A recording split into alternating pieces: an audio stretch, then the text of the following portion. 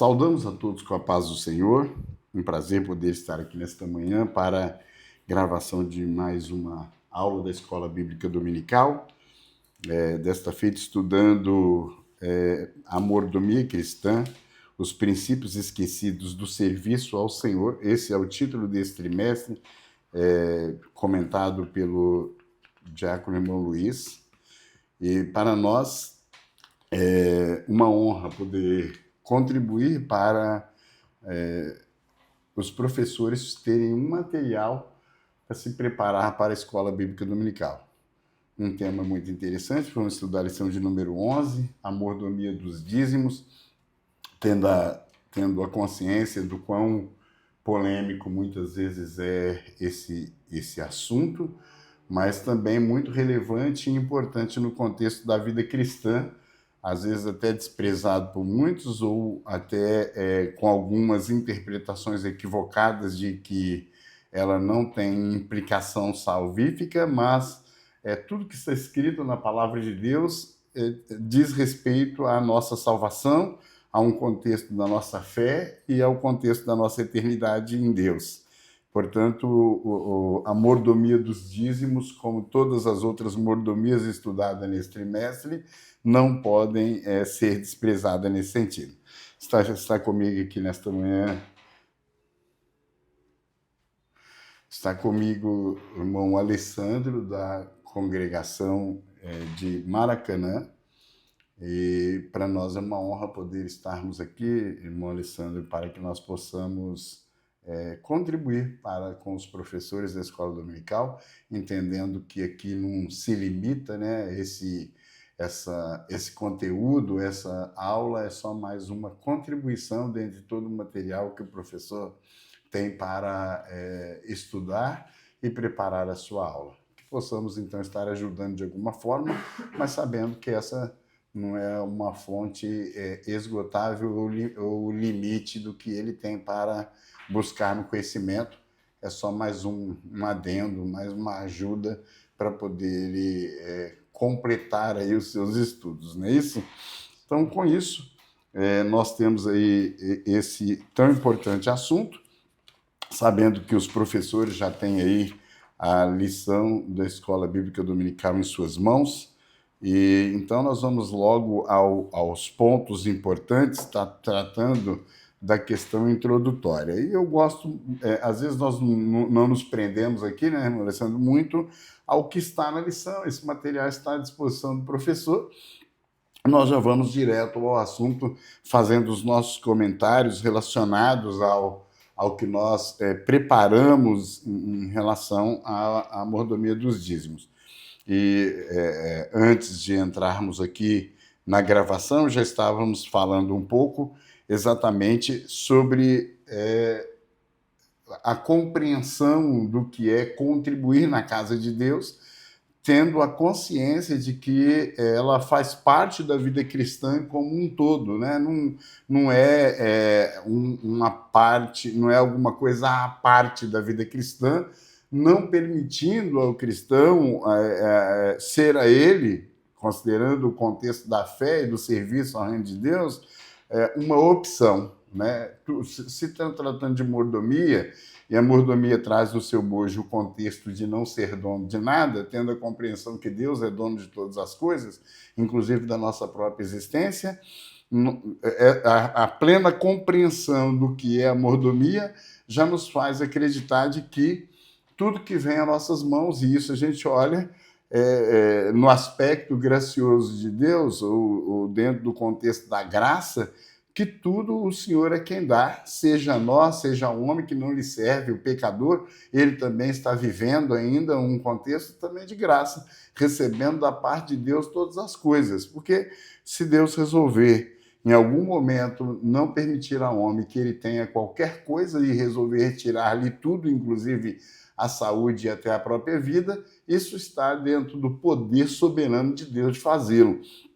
Considerando que o nosso Deus tem esse poder e essa soberania, quando ele nos dá na condição de mordomo para administrarmos qualquer coisa, inclusive os recursos financeiros, nós precisamos saber como que nós vamos administrar no aspecto de entender aquilo que está sob nossa autoridade de fazê-lo e aquilo que não está. E os dízimos e as ofertas, para mim, ela tem muito essa característica de entender de que 90% de tudo que o Senhor coloca à minha mão em termos de recurso, esse é para a minha administração, entendendo que também ainda não me pertence. Eu preciso fazê-lo com muita sabedoria e direção de Deus.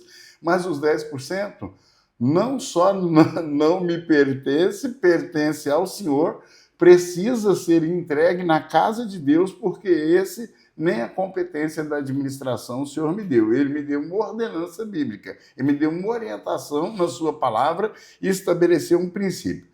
Isso na Bíblia, quando nós olhamos, eu estou falando no sentido da ordenança na palavra, entendendo que tudo na Bíblia é um princípio. Nós servimos ao Senhor com liberdade, nada é impositivo, nós não estamos num contexto teocrático, né? O aspecto aqui não é Deus que está no governo da terra mais, né? Ele entregou a terra. E nós percebemos isso de forma muito clara quando, em relação à nação de Israel, ele era o seu governo. Isso o próprio Deus declara, né? A estrutura de Israel, do Estado judaico, foi formado com Deus como seu governo, e ele mesmo afirma isso, né? Eu sou o governo.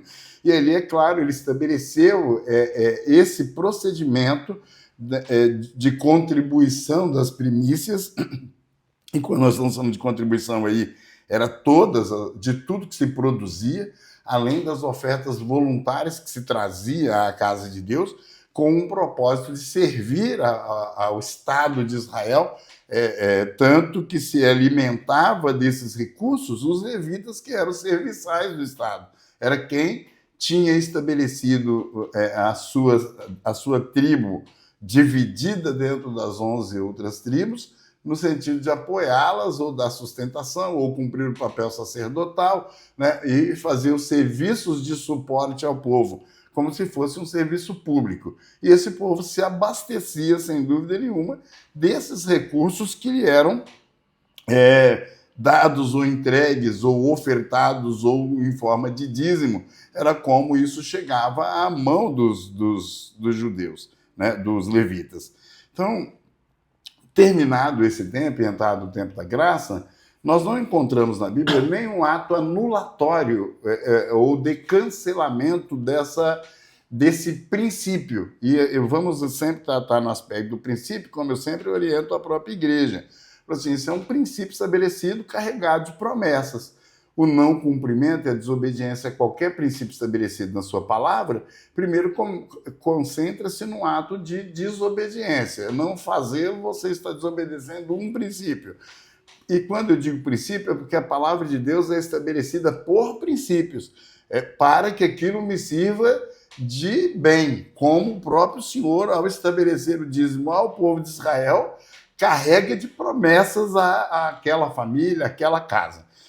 Nós comentávamos um pouco antes que o Senhor, ao estabelecer o dízimo, não estabelece dentro da regra mosaica e dentro da lei judaica, ele não impõe, ele não coloca uma condição condenatória, de consequência, ali naquele primeiro momento, no aspecto de que o Estado tivesse que ter uma ação contra alguém que não contribuísse. Não tem isso, né? Mas nós vemos que ele deixa claro que haveria consequências espirituais, e o aspecto espiritual afetando a vida física, no sentido de faltar, no sentido de não alcançar os objetivos, porque o que prende as pessoas e os impede de cumprir o princípio é exatamente a sua ganância, o seu desejo de ter, de possuir, de dominar, de ter cada vez mais. E parece que isso em nós, e aí aqui a gente não vai criticar o rico, o pobre, o que tem, o que não tem, porque a ganância ela está inerente ao ser humano como ato pecaminoso. Todos nós queremos mais e mais e mais, isso está em nós, né? E às vezes nós não vemos limite para isso. Quanto mais temos, mais queremos. É uma coisa inerente ao ser humano que precisa ser tratado em Deus através da salvação. Quando Cristo está operando em nós, o Espírito está operando em nós temos mais liberalidade no sentido da contribuição. É Paulo escrevendo aos Coríntios, a gente precisa ser desapegado de recursos humanos. Eu falo isso muito com a igreja também. Assim, a ação sua de fé no aspecto de ofertar e contribuir é liberalidade. É mostrar que o dinheiro não te governa, é você quem governa ele. E isso é administrar, isso é mordomia. Agora, tem pessoas que ele é aprisionado ao dinheiro. Ele faz qualquer coisa pelo recurso. Para ele, o dinheiro está acima de qualquer coisa. Então, ele não tem limites e parte ao exagero. Mas quando nós somos dirigidos, governados pelo Senhor, entendendo que a vontade de Deus que tem que prevalecer, nós fazemos uma boa administração de forma responsável, de forma sábia, dirigido pelo Espírito do Senhor, deixando Ele trabalhar a nossa mente e o nosso coração, entendendo que isso é um princípio da palavra de Deus e que as promessas de Deus estão inerentes ao princípio. E, portanto, se eu quiser viver promessas de Deus estabelecidas para dízimos e oferta, eu só vou experimentar isso fazendo com fé. Quando eu fizer isso por um ato impositivo, por uma ação legalista, ela vai perder o nexo, vai perder o sentido, e não adianta querer contar que Deus vai fazer alguma coisa em meu favor, como muita gente tem feito no ato de barganha.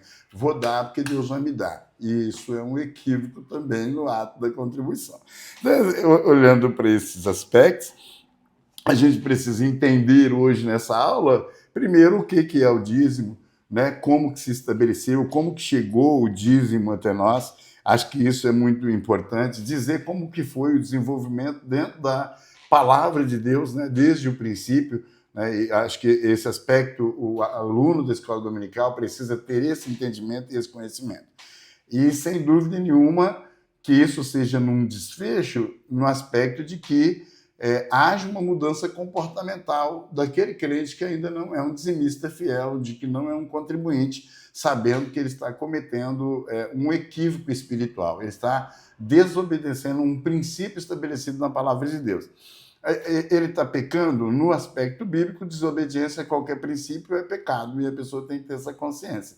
Não pode pensar de que nós podemos fazer o que queremos depois que entregamos nossa vida ao Senhor. Se isso é um princípio estabelecido na palavra de Deus, todos aqueles que estão deixando de cumpri-lo, e aqui eu falo porque todos os outros aspectos da obediência, tudo aquilo que a Bíblia nos ensina e instrui a fazê-lo, é princípio.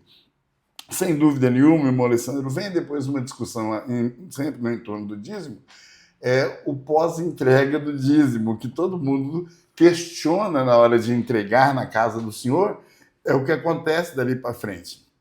Às vezes, pessoas que contribuíram muitos anos e que lá na frente, depois de ver o que acontece em relação a muitos gestores administrativos das denominações, que fazem muitas vezes de forma até equivocada, como se nós tivéssemos autonomia sobre isso. Eu vejo isso no mesmo aspecto de um imposto que nós contribuímos e que de vez em quando somos surpreendidos pelas manchetes dos jornais, dos desvios, né, do descalabro da administração pública em relação aos recursos financeiros, né, dos impostos oriundos dos contribuintes. Ele corrompe, ele desvia, ele se beneficia de forma equivocada, mas está lá a lei para ser punitivo em relação ao comportamento. O que muitas vezes percebe-se que ela é frouxa, de que muitas vezes acaba não dando em nada, mas que ela existe lá para poder ser punitiva a quem faz o desvio.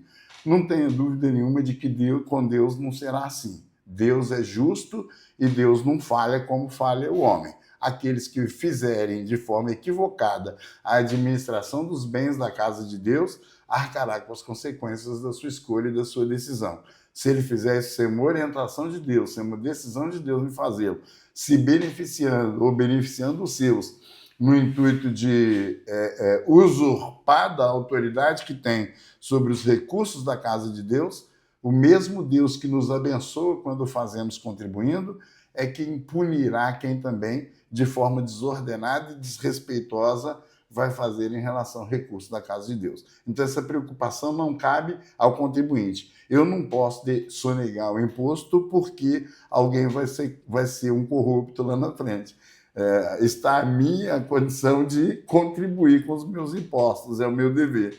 Está a minha condição de ser um dizimista na casa do Senhor, não num ato impositivo, mas num ato de obediência ao meu Senhor, sabendo que eu estou fazendo isso ao Senhor e não aos homens. E quando eu faço a Deus, eu tenho certeza que de Deus virá a bênção, a divinda desse procedimento. Que haja dentro das estruturas administrativas das igrejas mais organização, mais fiscalização, mais controle, mais rigor, para que também os bens da casa de Deus sirvam à finalidade para a qual ela é feita, que é servir o reino do Senhor, que é fazer o reino do Senhor expandir. Né? Então, nós precisamos tratar esses dois assuntos em esferas diferentes.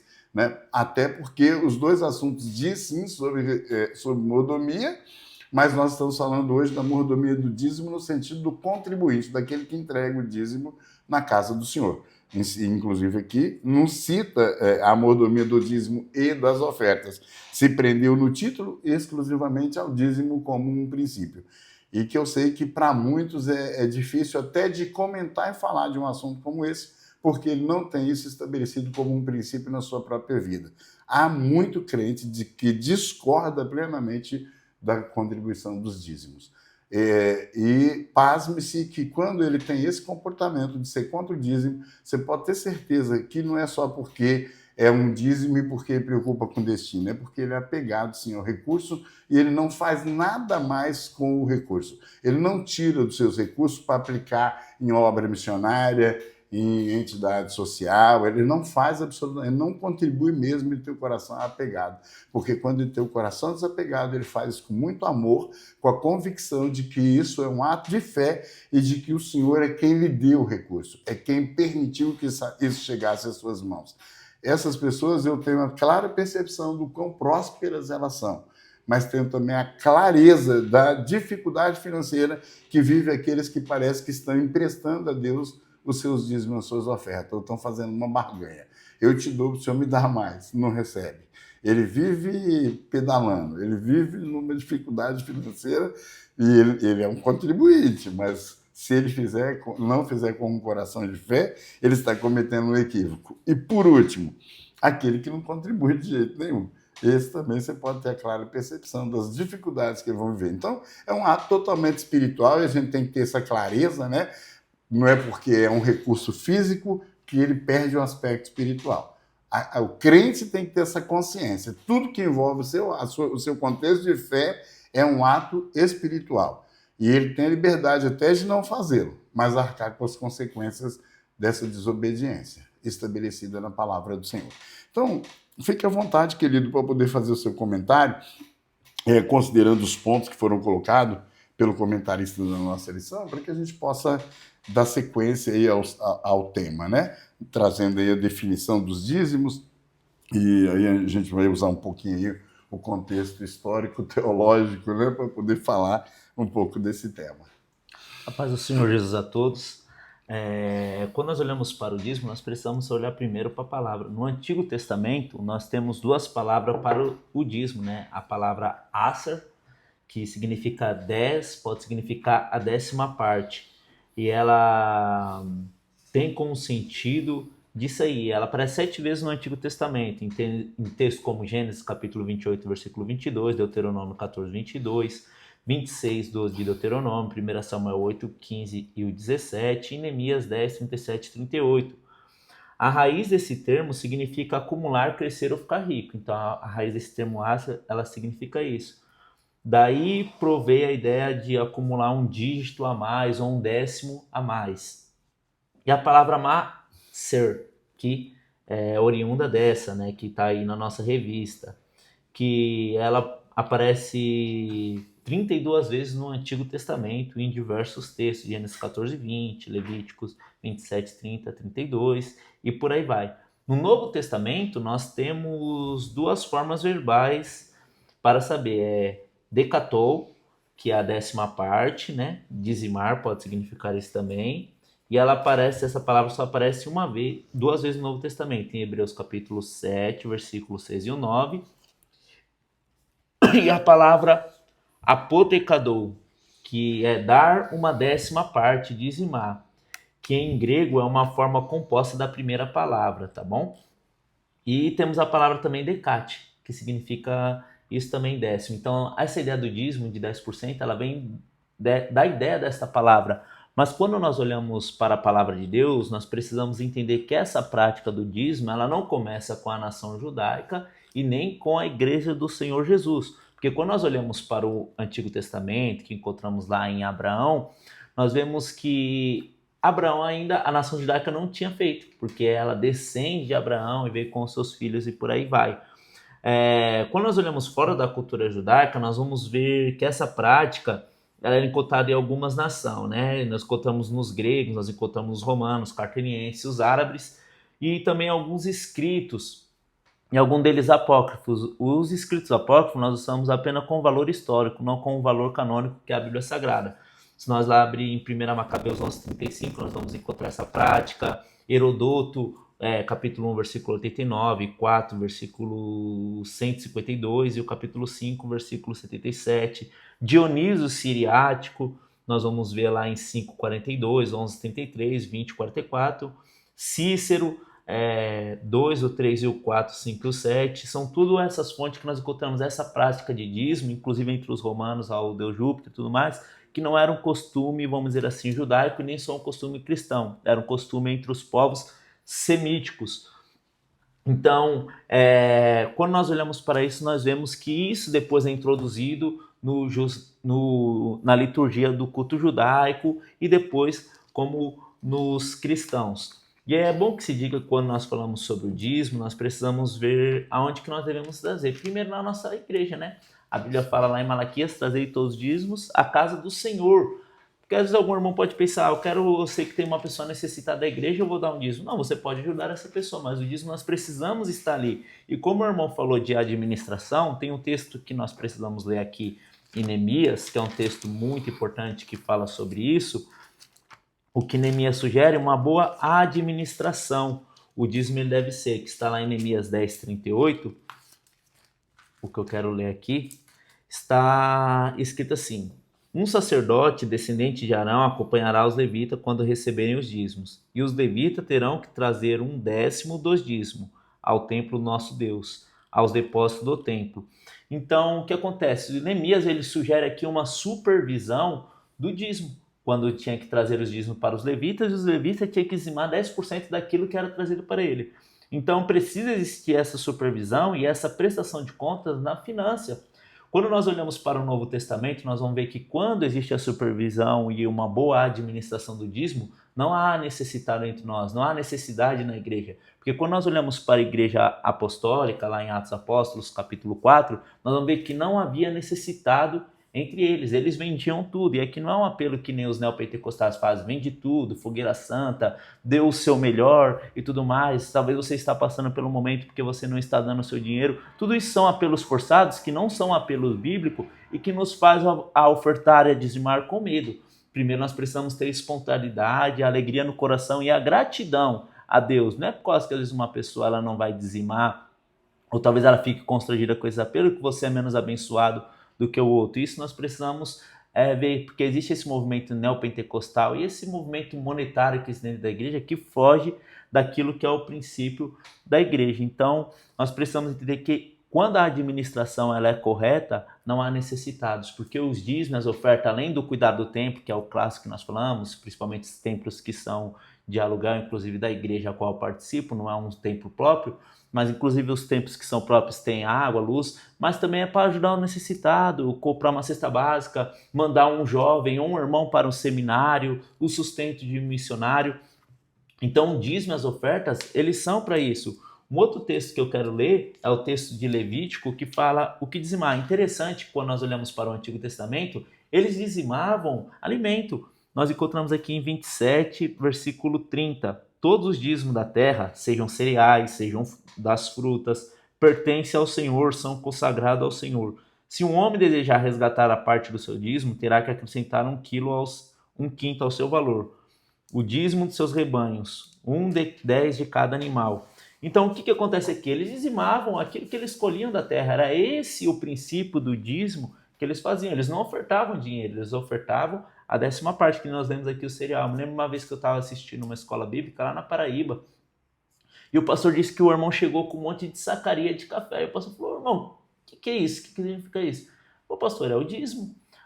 Falou: o dízimo, irmão? Falou: é o dízimo, é aquilo que eu recebo. Eu ainda fiz a minha colheita, nem vendi, e a 10ª parte eu estou dando para a igreja. Aí o senhor vende e converta isso e administra da melhor forma. Então é uma forma que eles ofertam bastante lá na Paraíba, nesses lugares do interior. Então o dízimo, ele deve ter essa vontade, essa voluntariedade, essa espontaneidade, esse reconhecimento de gratidão do Senhor. Nós não damos para ser mais abençoado. O simples fato de nós fazer isso é porque Deus, ele já nos abençoou. E a igreja, ela precisa administrar bem. E existe um perigo quando se administra mal. Nós vemos que Neemias, ele sugere essa, vamos dizer, essa supervisão. E quando se caminha um pouco mais para frente, vamos dizer assim, um pouco contemporâneo, veio o período de Malaquias, que nós vamos ver duras repreensões do Senhor aos sacerdotes, a qual deviam receber o dízimo, porque os sacerdotes administravam mais, né? Quando fala trazer todos os dízimos à casa do Senhor, muitas vezes as pessoas pensam ali que era a infidelidade do povo, mas ao que nos parece, o povo estava levando, é claro, de uma forma infiel, existe sim, mas a administração, ela vinha com os sacerdotes, que era responsável de pegar. Nós encontramos aqui no capítulo 1 de Malaquias, o versículo 3, que diz assim: e ainda disse, que canseira é rir dela com desprezo, diz o Senhor dos Exércitos. Quando vocês trazem os animais roubados, aleijados e doentes, os oferecem sacrifício, deveria eu aceitá-los de suas mãos? Então perceba que aqui o povo, ele estava sendo de uma forma infiel, e os sacerdotes que deviam administrar isso para a liturgia do culto, não estava correspondendo isso, estavam basicamente como os filhos de Eli, separavam o que era bom e ofertavam o que era mal, e isso desagrada ao Senhor, essa infidelidade do povo. Então essa administração, essa prestação de conta, ela precisa ter, e nós devemos contribuir segundo aquilo que colocou no nosso coração. E às vezes a pessoa fica só 10%, pô, mas nós podemos às vezes dar mais do que 10%, embora a palavra dízimo, ela vai voltar a isso, eu sempre fico pensando comigo, né, o que eu posso contribuir para a obra do Senhor, e para ver o reino de Deus crescer aqui nessa terra. Então, é esses princípios bíblicos que nós encontramos sobre a administração. Uma administração boa, a forma que eles ofertavam era o alimento que eles escolhiam da terra, e tudo isso voltado para a obra de Deus, ao reino do Senhor. E quando a administração é má, Deus, ele vem com uma repreensão. E um dia essas pessoas, infelizmente, talvez pelo que meu irmão falou sobre a justiça aqui talvez seja falha, mas um dia elas estarão diante do trono branco. E esse trono branco, quem vai passar não é a igreja. E se eles estarão ali, é porque eles viveram de uma vida infiel e eles prestarão conta daquilo. Sem dúvida nenhuma, muito bom comentário e muito bem colocado, irmão Alessandro. Acho que isso traz clareza, né, principalmente àqueles que têm alguma dúvida em relação à questão desse contexto da administração dos recursos da casa de Deus.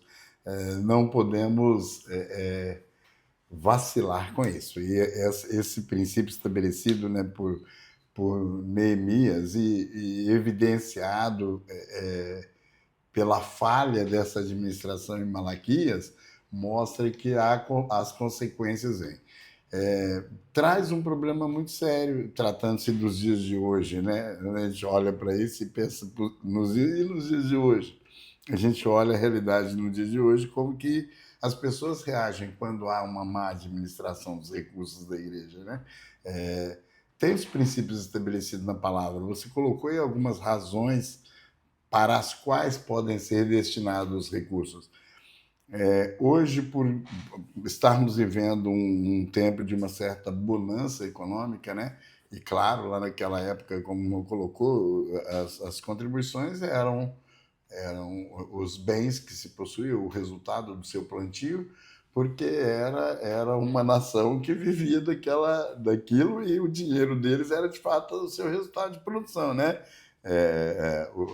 Até o período dos escambos ainda era assim, até os pontos comerciais, né? A gente vai ter essas mudanças quando começam a criar as moedas com o intuito de virar uma troca, né? A moeda virar uma troca. Mas enquanto as moedas não foram desenvolvidas, as formas das pessoas comercializarem era com o que se produzia, né? Então, se eu plantava trigo, eu negociava com o outro a produção dele, né? Era como se faziam umas trocas, né? E, sem dúvida nenhuma, não tinha uma moeda ali que servia de negócio. Então, o que se trazia à casa do Senhor era, consequentemente, o resultado da sua produção.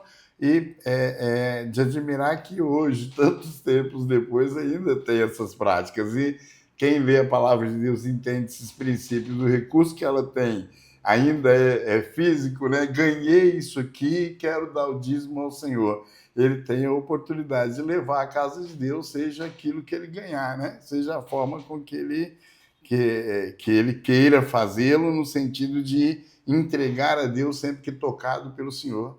E eu costumo dizer que o Espírito Santo, ele orienta o nosso coração. Você falou dos recursos além dos dízimos, né? Que às vezes é um momento da oferta e a gente percebe que tem crente que ainda quer continuar entregando uma ofertinha de 10 centavos, 25 centavos, como se fosse uma oferta, sabendo que ele tem condições de fazer muito mais. Não estou demeritando os 10 centavos ou os 25 centavos, em hipótese alguma. Às vezes é a forma com que nós estamos lidando com isso. Pega a sobra da sobra da sobra de qualquer troco que me entregaram, e isso é a única coisa que serve para entregar na casa de Deus como oferta. E às vezes a gente tem a percepção de que a pessoa tem condições de fazer muito mais, mas a casa de Deus para ele é tão secundarizada, é algo tão para depois, isso não lhe incomoda e não lhe traz a preocupação de que ele é um mantenedor da casa do Senhor e ele retém, levando o mínimo do mínimo do mínimo no sentido da sua oferta na casa de Deus. As pessoas precisam ter a consciência de que há um princípio estabelecido para uma vida abençoada. É a partida e contrapartida, né? Nós não podemos dizer que alguém é abençoado por ofertar grandes volumes ou menos volumes de recurso, mas sem dúvida nenhuma estar apegado ao recurso financeiro e não ofertar ou dizimar, mesmo muitas vezes impulsionado pelo Espírito Santo em que eu devo fazê-lo e eu não o faço, eu também posso deixar de ser, sim, abençoado, porque deixei de fazê-lo, cumprindo aquilo que eu deveria fazer na casa de Deus. O recurso vem de Deus, a gente tem que ter essa consciência. Ele procede do Senhor para a nossa vida. E como ele me deu, ele muitas vezes é quem me orienta. Muitas vezes Deus me dá um recurso só de repasse, né? Ele chega às minhas mãos e o Espírito Santo fala assim, esse aqui você vai entregar assim. E eu preciso fazê-lo orientado por Deus, sabendo que eu sou um voluntário dele, eu sou um instrumento do Senhor no contexto da mordomia, não me pertence. Quem administra bem a sua vida financeira, como administra todas as outras coisas da área da sua vida, ao Senhor, ele vai viver uma vida de bênção, de prosperidade, vai ser um instrumento de Deus e vai servir de testemunho ao reino de Deus. O autor da nossa lição coloca o terceiro tópico como a prática do dízimo como uma forma de adoração. Ele diz, a prática de considerar a 10ª de toda a nossa renda demonstra o grau de entrega e conversão ao Senhor e o engajamento no seu reino. Veja que isso aqui, a seriedade que se traz, né, esse assunto, e quando coloca a nossa salvação, a nossa conversão a Deus relacionada a qualquer ação espiritual, é preciso pensar assim sempre no contexto de eternidade. Quando a gente fala da vida de adoração como sendo a vida e não só o momento, como muita gente trata, né? A vida cristã dele se limita à entrada no templo e à saída dele, e depois disso ele não entende que tem mais responsabilidades nenhuma espiritual, no aspecto de que todas as coisas pertencem a Deus, né? Então, às vezes ele trata a família, nós já falamos, né, desse assunto, tratando da mordomia, e ele não trata isso como um bem de Deus, como uma dádiva de Deus, como algo que Deus lhe deu para poder administrar. E quando não se tem essa consciência, faz uma má administração dentro do próprio contexto familiar. Nós já falamos de diversos outros assuntos relacionados à mordomia, né? Não é a primeira vez que estudamos um tópico como esse, embora muita gente se recusa a tratar esse tema da mordomia, do contexto de Deus como proprietário de todas as coisas, mas nós temos essa consciência teologicamente e isso não dá para poder separar da vida cristã. E o dízimo não fica fora disso. Então, a pergunta que muita gente faz, eu já vi pastores ensinar isso no templo, dizendo que o dízimo não traz consequências eternas. A falta de dizimar, a desobediência ao princípio de dizimar e ofertar, não terá consequências de eternidade. Só que eu não consigo separar nada da vida cristã, aquilo que está estabelecido na palavra como princípio, de que não vai haver consequência. Eu não estou dizendo que eu serei juiz nesse aspecto, mas eu tenho muito minhas dúvidas se a desobediência nesse sentido não permitirá ou impedirá muito crente de chegar à eternidade. E, sem dúvida nenhuma, o mau administrador, que acha que vai fazer o que quer com os recursos da casa de Deus e que também chegará no céu de pomposo, né? Não é bem assim.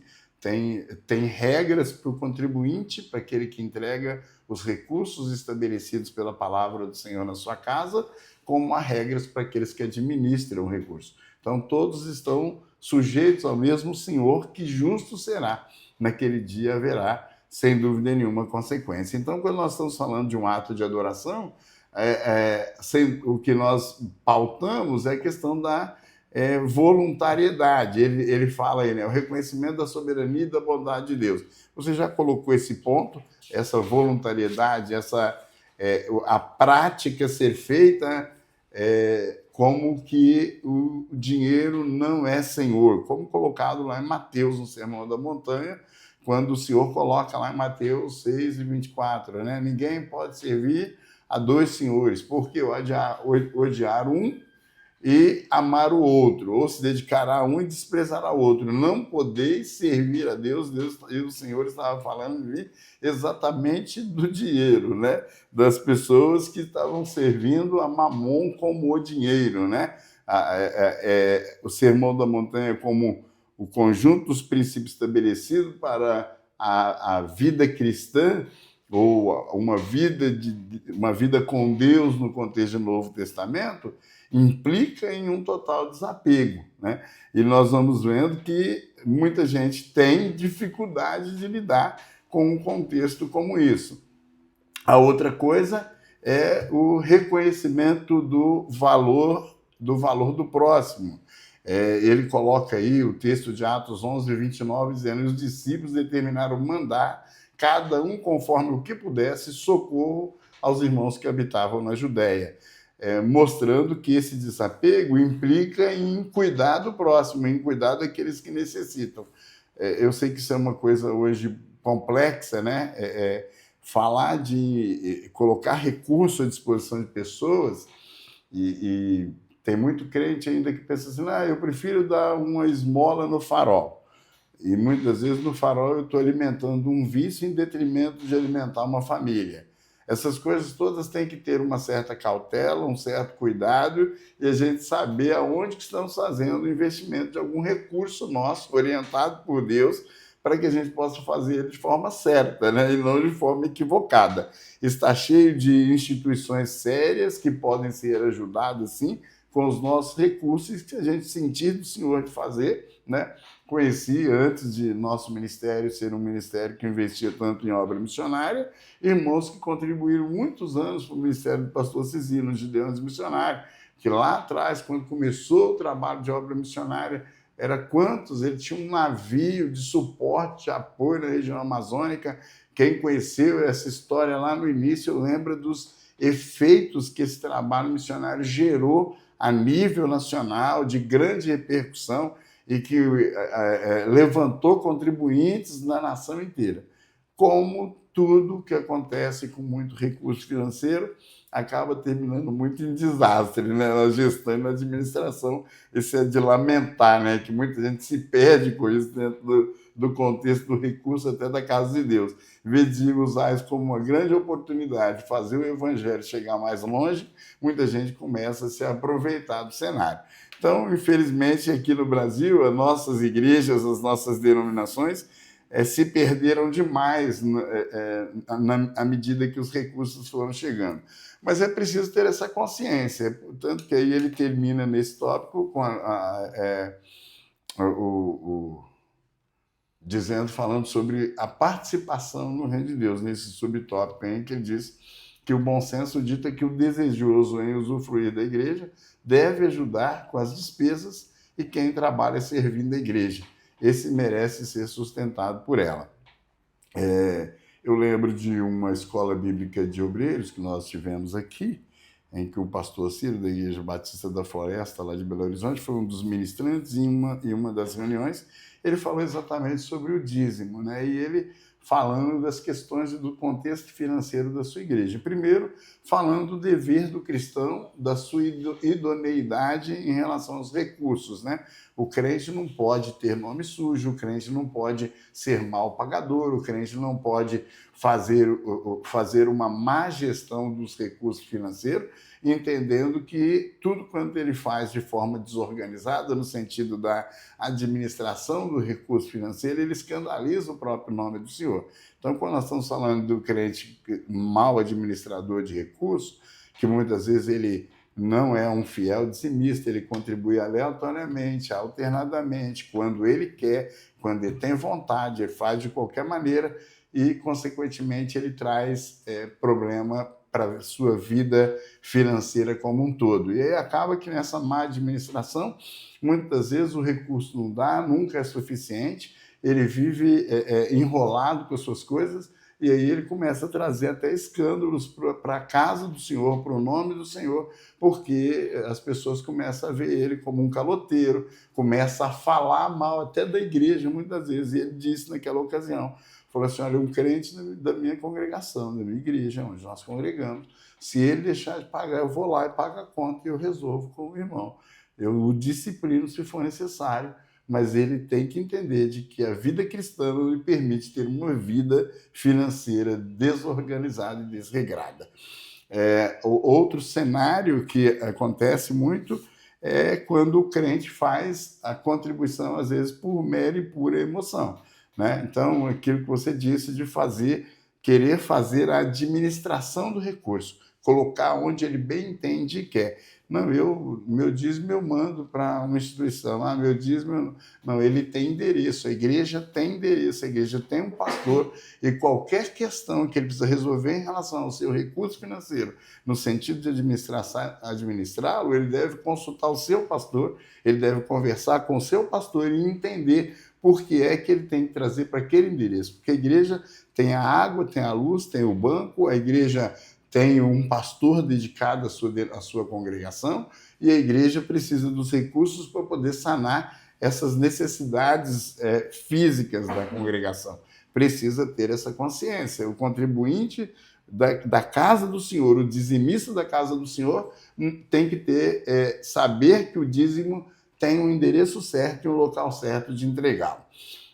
As ofertas voluntárias, ele pode fazê-lo, mas ele pode fazê-lo sem ceder muito aos aspectos emocionais dela. Eu lembro de um amigo me contando, ele é pastor no Ministério da Videira, e ele, lá no estado de Minas, e ele me contando de um cenário que aconteceu, instruído inclusive pelo seu pastor. Certa vez, ele cita que o pastor Luiz levou um missionário na congregação, levou um missionário na igreja, e quando chegou lá, o missionário fez um apelo financeiro à igreja para levantar os recursos ali naquela igreja. E acabou que as ofertas que foram levantadas surpreendeu o pastor de forma absurda. Ele falou assim, olha, depois que o irmão foi embora, levou os recursos embora, ele foi até a igreja meio triste e falou, irmãos, eu não entendi, eu queria saber onde que eu estou falhando com vocês. Eu devo estar errando em alguma coisa, porque as ofertas me surpreenderam. Vocês fizeram o que vocês nunca fizeram por essa igreja. Quantos tempos que eu construí tudo isso aqui com uma dificuldade que eu nunca vi uma oferta desse tamanho. E aí eu trouxe um missionário de fora, não estou dizendo que você não tinha que ajudá-lo, que tem que contribuir, mas o que vocês têm contra mim? Que vocês não tiveram coragem de nunca me entregar um recurso como esse. compreende? Parece que o profeta da casa não tem honra nenhuma. E você pode sim ajudar, você pode sim ofertar, mas você precisa entender que aonde você congrega, você precisa dar mais valor.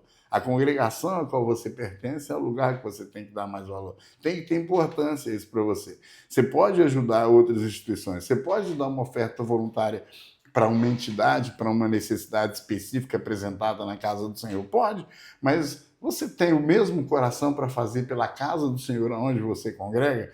Essas são perguntas que as pessoas precisam responder no sentido de que ali é a casa de adoração, que ali é o lugar onde ele serve a Deus, é onde ele reúne como corpo de Cristo, e que quando ele nega esse recurso, ele impede o progresso da obra na sua própria igreja. Os projetos muitas vezes não acontecem, não é nem por vontade pastoral, é porque os irmãos não trazem os recursos necessários para que a casa do Senhor avance, para que a obra do Senhor avance, para que tenha dinheiro ou recursos necessários para investir nesses projetos. Tem pastores extremamente bem intencionados, mas para levantar recursos, às vezes, é uma dificuldade muito grande. Então, precisa ter essa consciência. Lembro também de um outro episódio que aconteceu até dentro do nosso próprio ministério, uma época em que se levava um irmão para poder pregar aí dentro das igrejas, e de forma a mexer com um contexto emocional dos irmãos, fazendo um desafio de uma oferta determinada, com um número lá e determinando um valor. E eu fiquei muito pasmo de ver o comportamento de muitos irmãos que muitas das vezes não eram nem dizimistas fiéis, mas que levantou aquele recurso de alguma forma, até emprestado, para poder fazer aquela oferta. E às vezes isso é um equívoco, porque aí a pessoa está entrando realmente numa onda da barganha, né? Aquilo que você falou, do perigo dessas pregações neopentecostais, que a gente critica de lá das outras denominações, mas às vezes acontece no nosso meio, né?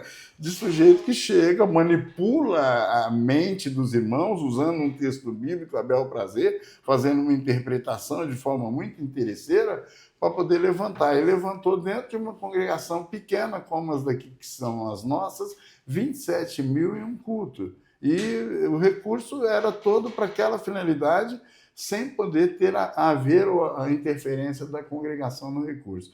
Essas coisas são muito preocupantes, porque parece que muito crente ele perde a noção quando se trata. Ele está levando o negócio meio na emoção e não na razão. O dízimo não lhe permite, as contribuições na casa de Deus não lhe permite ter esse comportamento. Então, eu encerro o tópico C falando disso, de que adorar a Deus implica em eu saber que esse lugar aonde eu sirvo, esse lugar onde aonde eu reúno como igreja, e que a minha vida cristã, tratada como um ato de adoração contínua, não me permite ser proprietário daquilo que Deus permite chegar às minhas mãos, me permite consultar assim ao Senhor, se eu tenho um relacionamento de intimidade com Deus e com o Espírito Santo, ele fala ao meu coração. A gente vê naquele episódio de Atos, capítulo 5, quando Ananias e Safira resolvem mentir. Pedro é muito direto em dizer: não mentiste aos homens, mas ao Espírito Santo. A intenção foi feita dentro de uma casa, lá na residência, quando tomaram a decisão de equivocadamente cometer um ato de mentira em relação à sua contribuição. Mas o Senhor trouxe uma revelação dentro da sua casa e fazendo com que os dois tivessem a sua vida ceifada pelo ato de desobediência para servir de exemplo. E veja que nós estamos tratando de finanças. Alguém poderia dizer: mas Deus foi muito duro com eles em tirar-lhes a vida só porque era uma questão financeira. Isso é a prova de que a sua vida é um todo, a sua vida não é uma parte. A finança não está desassociada a contribuição financeira na casa de Deus não está desassociada da sua vida de fé e comunhão. Você precisa ser fiel ao Senhor em todas as áreas da sua vida. E essa, talvez, dentro do contexto da fé, é a mais sensível de todas, porque cada um tem o seu jeito, a sua opinião, o seu pensamento e quer aplicá-lo dentro do contexto de contribuir na casa de Deus. Eu já vi, hoje pastor, mas já como professor de escola dominical no passado, ensinando a igreja de que não era, no contexto do Novo Testamento, não há um estabelecimento dos dízimos no Novo Testamento. E eu penso que o dízimo é princípio, como você colocou, desde a era de Melquisedeque, quando recebe uma condição de sacerdote os dízimos de Abraão, depois de vencer a guerra contra os 4 reis. E leva os despojos como dízimo a Melquisedeque. E isso se perpetua até hoje como um princípio. Se eu esperar uma condição legalista, ela não vale nem para o Velho Testamento, porque ela não está dentro dos 10 mandamentos. Ela está estabelecida como um princípio para a sustentação. E isso está lá desde Abraão, prevalece durante o período da lei, mas que após a lei ele também está. Não pode, e aí esse às vezes é o cuidado de que Jesus fala disso com os fariseus, mostrando que eles estão dando peso demais aos dízimos das hortelãs, do coentro, das coisas que se plantava. Eles davam muito peso a isso em detrimento de outras coisas. Nada na vida cristã pode estar acima da realidade espiritual. As pessoas não podem ser legalistas em nenhum aspecto da vida cristã. E a gente vê que tem legalismo, às vezes, em diversos outros aspectos também, né? Seja na parte doutrinária, nos usos e costumes, em uma série de outras ações, que o crente, às vezes, quer hipervalorizar demais aquilo.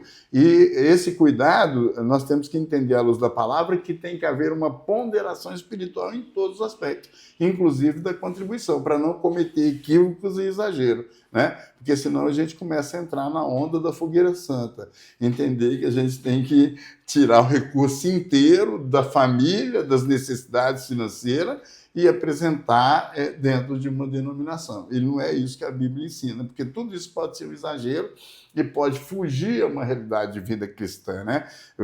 Excessos são problema, a pessoa precisa ter essa consciência.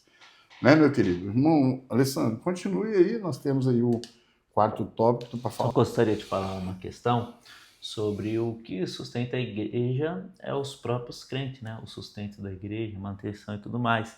Que a igreja ela não deve receber nenhuma, vamos dizer assim, nenhum recurso externo. O recurso da igreja ele precisa ser interno. Então, nesse caso, a igreja ela não deve receber nenhuma, assim penso eu, receber algo do governo. Por mais que existe uma lei e tal do benefício, mas muitas vezes, quando nós vemos que acaba se envolvendo com isso, a história não é muito legal, né? E sempre voltar aos valores monetários. Agora sim, se existe uma clínica de recuperação, um asilo, um orfanato, aí nesse caso os recursos são direcionados para lá do governo, se assim os fazem. Mas precisamos tomar cuidado, acho que é sempre uma placa de alerta com isso. E olhando para o último tópico aqui, quando ele dá o exemplo teológico e o exemplo de Melquisedeque, que é um tipo de Cristo, a tipologia ela é uma doutrina bíblica, inclusive existe alguns livros, né? Eu li alguns, não me lembro de muito material assim nessa área, mas a Fatesa ela tem um livro muito bom da tipologia, eu não sei se tem sido publicado, não me lembro que teve uma época que eles pararam de publicar e ensinar, acho que ensinava no Medium, essa matéria, mas é um livro muito bom, alguns irmãos provavelmente devem ter na sua casa e adquirir. Então o que a tipologia é? A tipologia nos ensina que todo tipo tem um antítipo, né? O tipo é no Antigo Testamento e o antítipo ele corresponde no Novo. Aí tem alguns exemplos, né? A Arca da Aliança, né? Ela tinha 2 material, ouro que representa a divindade, madeira que representa a humanidade, é um antítipo de Cristo. Então, o antítipo no Antigo Testamento e o antítipo no Novo Testamento. José é um tipo de Cristo, né? José foi vendido, foi traído para os seus irmãos, mas assim perdoou. Então, o tipo no Antigo Testamento, o antítipo no Antigo Testamento. E aqui nós encontramos a figura de Melquisedeque, é o que o irmão ele coloca aqui, o nosso irmão Luiz Carlos ele coloca aqui, sobre que Melquisedeque é um antítipo de Cristo. E ele traz essa argumentação para justamente encontra aquele ensino que o dízimo ele não está no Novo Testamento, né? No período da graça, por assim chamado. Até porque a graça ela está presente na Bíblia toda. Eu sempre entendo, é claro que eu entendo a expressão que os irmãos querem falar isso. Mas quando nós olhamos aqui, Melquisedeque era um antítipo um tipo de Cristo, né? Principalmente a expressão sem pai, sem mãe, genealogia, né? Não que ele era eterno, né? Mas o que o autor está querendo pretender é como isso, essa ideia da tipologia bíblica, mostrando que Cristo ele é eterno e tudo mais.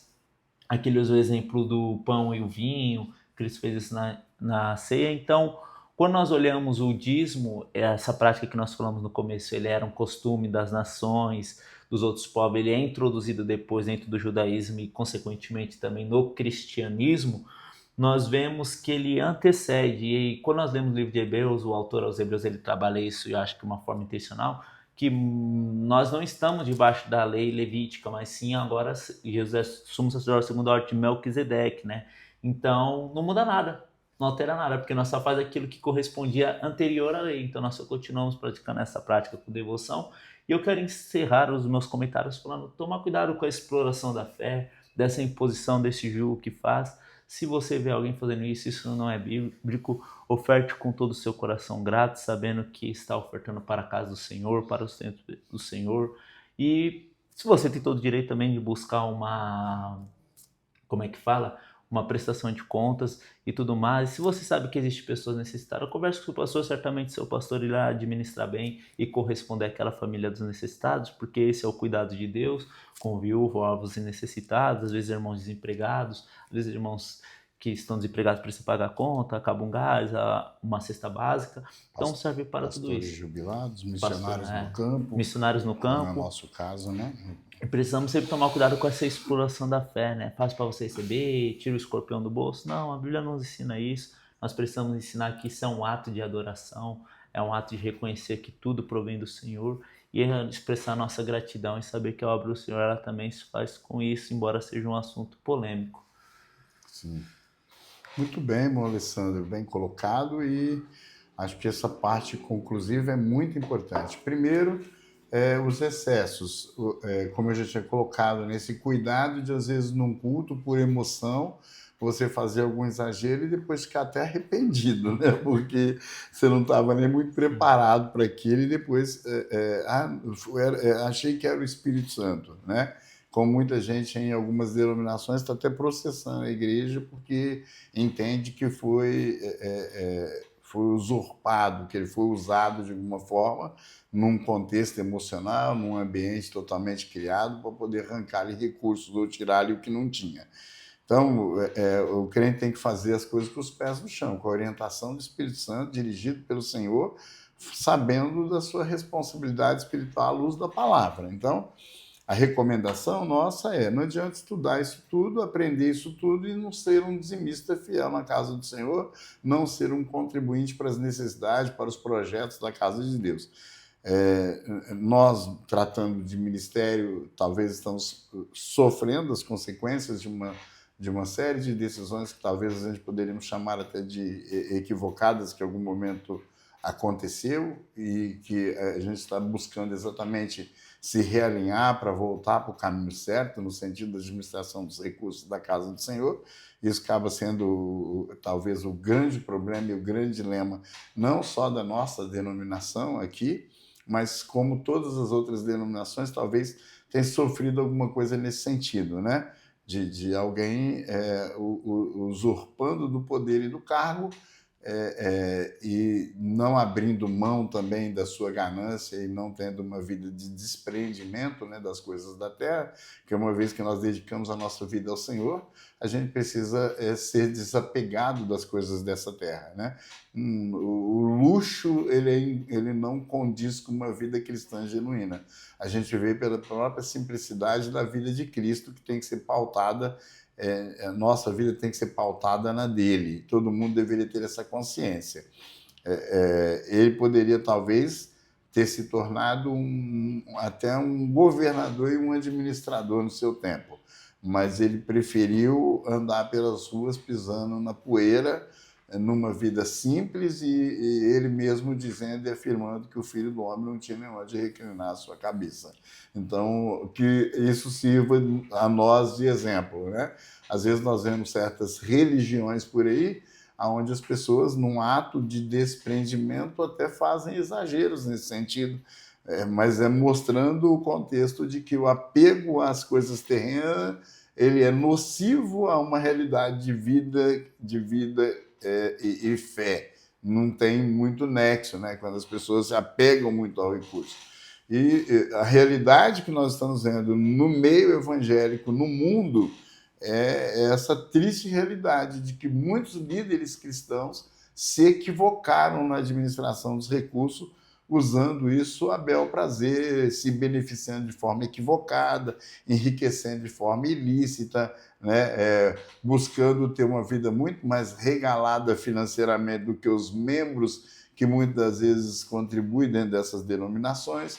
A realidade que às vezes nós temos de cristãos que recebem e vivem, às vezes, do recurso de um salário mínimo, mas que são fiéis ao Senhor, todos os meses traz à casa do Senhor o seu dízimo, a sua oferta, e às vezes tem líderes querendo viver uma vida de luxo, querendo viver de uma forma muito superior e muito melhor do que esses crentes. Não estamos dizendo que tem que ser lhe negado os recursos necessários a ter uma vida digna, mas também todo excesso é perigoso, né? Às vezes há uma má administração dentro da uma má administração, até no sentido da distribuição do recurso em relação aos seus pares, pessoas que se dedicam ao reino de Deus e que, às vezes, ele não recebe um recurso nem necessário. Muitas vezes ele põe do seu próprio bolso para poder fazer a obra de Deus andar, enquanto outros estão querendo viver no luxo. Isso é um equívoco, né? Isso é um equívoco.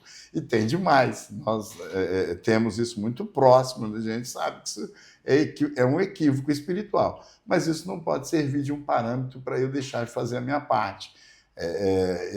Muito antes de nós estarmos vivendo uma realidade da qual estamos vivendo, eu sempre orientei as pessoas de que elas fazem isso ao Senhor. Então, se eu tenho uma orientação de Deus, eu não posso mudar o meu comportamento em detrimento dos outros, porque eu posso estar fechando a porta sobre a minha vida. Eu posso estar impedindo a mim mesmo de ser abençoado pelo Senhor. Porque Deus não vai olhar o mau administrador para me abençoar. Falando, não, lá, você deu recurso no lugar errado, portanto, você também vai sofrer consequências. Não é assim que funciona com Deus, né? Eu preciso estar primeiro no lugar certo, onde Deus me estabelecer. Depois de estar estabelecido, eu preciso cumprir nesse lugar os princípios estabelecidos pela sua palavra. Não isso é inegociável, né? Meus valores não são relacionados aos valores do outro. Se o outro não tem valores ou se perdeu no caminho, não significa que eu tenho que me perder, né? A Bíblia foi escrita mostrando esse contexto, né? Quando um estava errado, não justificava o outro querer errar porque alguém errou. Eu tenho que fazer certo, indiferente do erro do outro. E nós, na condição de súditos do reino de Deus, temos que entender que os princípios da palavra de Deus é para todos, como a justiça de Deus será para todos. Então, eu sei que a justiça dele já está pairando sobre a minha vida, quando eu, fazendo o certo, estou sendo abençoado. Ele continua prosperando a minha vida, ele continua me dando o necessário, ele continua não deixando a minha família passar falta de nada. Isso já é um cuidado extraordinário de Deus. Se eu vejo dessa forma, eu continuo com um coração colaborativo, eu continuo desprendido do recurso financeiro, fazendo bem a obra de Deus, fazendo com que ela avance num ato de fé, sendo consciente de que quando ele quer, ele fecha uma porta sobre a minha vida, e quando ele quer, ele abre uma porta. E se ele entende que tem que abrir uma maior, ele abre uma maior. E eu vejo crentes prosperando dessa forma, por causa dessa fidelidade a Deus, por causa dessa consciência de um relacionamento com Deus que transcende as decisões humanas, que às vezes são equivocadas e erradas. Mas ele no seu relacionamento é fiel. E Deus vai abençoando, vai prosperando, as portas vão se abrindo, Deus vai, de uma forma extraordinária, rompendo e mostrando. Esse aqui é o padrão. Porque às vezes você olha para aquele cliente e tem ele como um exemplo, né? Assim, isso é o que Deus quer para a sua igreja. É isso que Deus estabeleceu para o seu povo. Então, tem um segredo de ser abençoado. Mesmo, às vezes, nessas denominações equivocadas, tem crentes abençoados. Tem pessoas fiéis e sinceras, fazendo com tanta fidelidade, que o Senhor continua prosperando a vida dele, porque ele pode estar dentro de um contexto equivocado de ensino e de instrução, mas que o Senhor sabe da fidelidade do coração daquele servo, e ele não pode tirar-lhe a bênção por causa da sua fidelidade. Assim é também dentro das nossas, porque parece que só as neopentecostais têm esse problema, mas as pentecostais já se perderam nisso há muito tempo, e as tradicionais também já tem muitas vivendo a mesma situação. Então, não dá para uma falar da outra. Todas estão no mesmo barco, no mesmo bojo, correndo o mesmo risco da má gestão e da má administração. Isso não impede o crente de ser fiel. ele precisa fazer a parte dele num relacionamento claro, fiel, sincero ao seu Senhor, sabendo que é ele que o abençoou, e é num ato de gratidão a Deus que ele vai fazer isso. Então, a orientação que a gente conclui aqui é que, antes de mais nada, e até de ensinar sobre dízimos e oferta, nós sejamos praticantes disso, sejamos dizimistas e ofertantes da casa de Deus. Estabeleçamos isso como um princípio para a nossa própria vida, para a gente não só contar dos outros, mas contar o nosso próprio testemunho pessoal de como o Senhor tem sido fiel na nossa vida nesse sentido. Não é isso, meu querido? Então, meu querido, nós encerramos assim, vamos terminar fazendo aqui uma oração, pedindo ao Senhor que venha esclarecer a mente dos alunos, bem como dos professores, de todo o corpo docente da Escola Bíblica Dominical, para que nós sejamos um exemplo nesse sentido, e não somente aqueles que falam, mas aqueles que praticam a palavra do Senhor. Amém? Pode orar, irmão Alessandro. Senhor Jesus Cristo, Pai, te pedimos ao louvamos e Pai bendizemos. que o Senhor venha abençoar cada professor, Senhor, em sua congregação, ó Deus querido e amado, para transmitir a sua palavra. Deus, temos a plena certeza, Pai, que a Tua palavra nos edifica e à medida que aprendemos ela, te serviremos de uma forma melhor. Senhor Jesus, eu te peço que a cada dia o Senhor venha cuidar, ó Deus, das nossas igrejas, Senhor. Eu te peço, meu Pai querido, que o Senhor possa, meu Pai, nos ajudar a servir a Ti fielmente até o fim, Senhor, de nossas vidas, ou até o arrebatamento da igreja. Senhor Jesus, que jamais venhamos perder o princípio de estarmos meditando, buscando orientação em Sua palavra e que ela venha ser sempre a primazia de nossas vidas. Amém. Amém.